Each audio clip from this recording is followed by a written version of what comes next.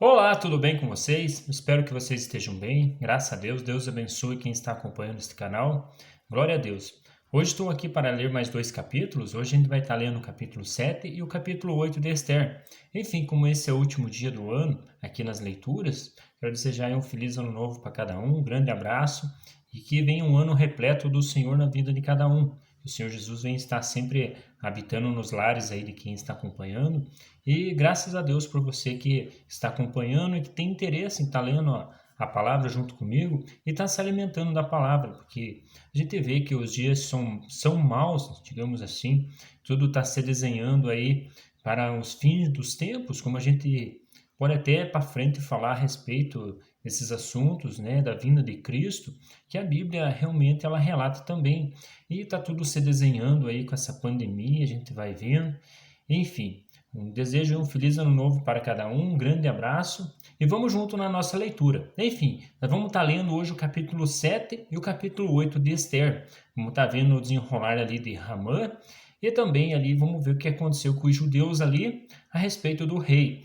Eu tinha comentado também a respeito do Mardoqueu, que ele é uma figura do Espírito Santo. E realmente, se a gente analisar nesse contexto de Esther, a gente vai ver que Mardoqueu ali ele intercede através de Esther, que também é uma figura da igreja, para estar falando para o rei ali em favor deles ali, deles não estar morrendo. Enfim, hoje a gente vê que o Espírito Santo também ele age na igreja em favor também para a igreja não estar, digamos, o povo não estar perecendo e não estar morrendo também. Enfim, é uma figura também aí para a gente estar pensando nesses detalhes também. Mas enfim, então vamos lá. No capítulo 7 fala bem assim, ó. Vamos orar então. Senhor nosso Deus, nosso Pai, mais uma vez, Senhor, te damos graças, Senhor, por mais este ano, Senhor. Muito obrigado, Senhor, por ter nos sustentado, Senhor. E também te pedimos agora que o Senhor nos oriente com a tua palavra, em nome de Jesus. Amém. Então vamos lá. No capítulo 7 fala bem assim: O rei e Ramã foram ao banquete com a rainha Esther. Enquanto estavam bebendo vinho, no segundo dia, o rei perguntou de novo: Rainha Esther, qual é o seu pedido? Você será atendida. Qual o seu desejo? Mesmo que seja metade do reino, isso será concedido a você. Então a rainha Esther respondeu: Se posso contar com o favor do rei, e se isto lhe agrada, poupe a minha vida e a vida do meu povo. Este é o meu pedido e o meu desejo, pois eu e meu povo fomos vendidos para a destruição, morte e aniquilação. Se apenas tivéssemos sido vendidos como escravos e escravas, eu teria ficado em silêncio, porque nenhuma aflição como essa justificaria perturbar o rei. O rei Xerxes perguntou à rainha Esther: Quem se atreveu a uma coisa dessas? Onde está ele? Respondeu Esther: O adversário e inimigo é Ramã, este perverso. Enfim, hoje a gente sabe que a gente também luta com os poderes do mal. E aqui Ramã é uma figura também do mal. E na igreja também a gente volta e meia, a gente está lutando aí contra Satanás, aí contra os poderes, digamos, para ele estar querendo matar a fé da gente, digamos, matar a família e tá aniquilando, digamos, a igreja, enfim. Por isso que eu até comentei a respeito de Mardoqueu, que é figura do Espírito, Esther, figura da igreja, que intercede para o rei, que também é figura de Cristo. Enfim, a gente vive em favor do rei, que é Jesus, e é ele que concede todas as coisas. Enfim, diante disso, Ramá ficou apavorado na presença do rei e da rainha. Furioso, o rei levantou-se, deixou o vinho, saiu dali e foi para o jardim do palácio. E percebendo Ramã que o rei tinha decidido condená-lo, ficou ali para implorar por sua vida a rainha Esther. E voltando o rei do jardim, do palácio ao salão do banquete, viu Ramã caído sobre o assento onde Esther estava reclinada. E então exclamou: Chegaria ele ao cúmulo de violentar a rainha na minha presença, em minha própria casa? Enfim, ali o rei achou que ele estava, digamos assim, maltratando a rainha Esther. Mal o rei terminou de dizer isso, alguns oficiais cobriram o rosto de Ramã. E um deles, chamado Arbona, que estava a serviço do rei, disse: há uma forca de mais de 20 metros de altura junto à casa de Ramá, que ele fez para Mardoqueu, aquele que intercedeu pela vida do rei. Então o rei ordenou: enforque-no nela. Assim Ramá morreu na forca que tinha preparado para Mardoqueu, e a ira do rei se acalmou. Enfim, ali Ramá teve o fim na própria forca que ele tinha feito ali para estar acabando com a vida de Mardoqueu, e ali dá para ver que o veneno virou aí contra ele aí. Enfim, no capítulo 8 a gente vai ver já o decreto do rei a respeito dessa situação que Ramá tinha armado ali o contexto para estar acabando, aniquilando com o povo judeu. Então vamos ver. Naquele mesmo dia, o rei Xerxes deu à rainha Ester todos os bens de Ramá, o inimigo dos judeus. E Mardoqueu foi trazido à presença do rei, pois Ester lhe dissera que ele era seu parente.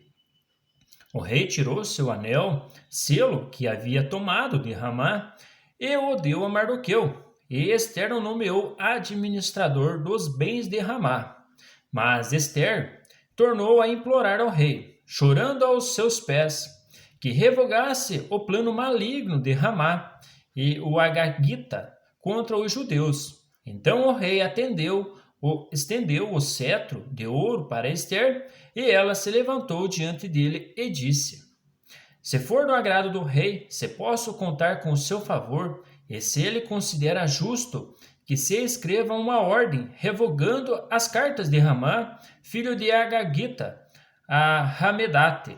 Escreveu para que os judeus fossem exterminados em todas as províncias do império. Pois como suportarei ver a desgraça que cairá sobre o meu povo?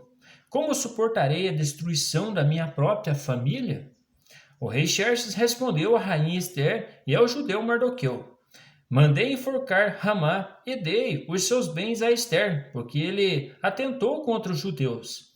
Escreva agora outro decreto em nome do rei, em favor dos judeus, como melhor lhes parecer, e selem-no como o selo do rei, pois nenhum documento está escrito em nome do rei e selado com seu anel pode ser revogado. Enfim, aí já foi escrito uma outra carta e selada para estar acabando com aquela questão ali de Ramá. Isso aconteceu no 23º dia do terceiro mês, o mês de Sivá. Os secretários do rei foram imediatamente convocados e escreveram todas essas ordens de Mardoqueu, que Mardoqueu aos judeus, aos satrapas, aos governadores e aos nobres das 127 províncias que se estendia da Índia até a Etiópia. Enfim, ali a gente viu que ele fala do mês de Sivan. Enfim, eu até já dei uma pesquisada a respeito disso. Ele fica entre metade de fevereiro e março, ali nesses meados aí que ele trata aí essa Sivá, o mês de Sivá.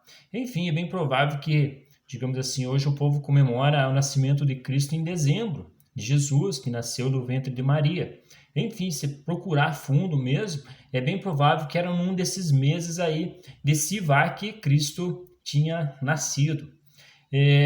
Isso é, digamos assim, para ir mais a fundo aí para quem quer ter mais conhecimento a respeito deste assunto.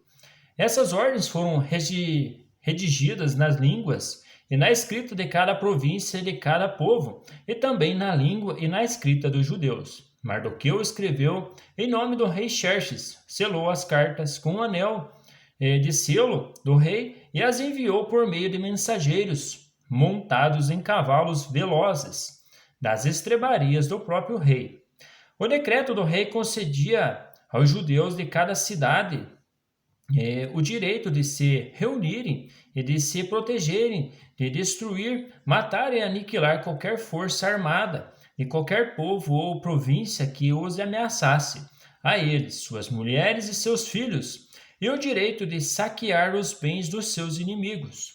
O decreto entrou em vigor nas províncias do rei Xerxes, no 13º dia do 12º mês, o mês de Adar. Uma cópia do decreto foi publicada como lei em cada província elevada ao conhecimento do povo de cada nação, a fim de que naquele dia os judeus estivessem prontos para vingar-se dos seus inimigos.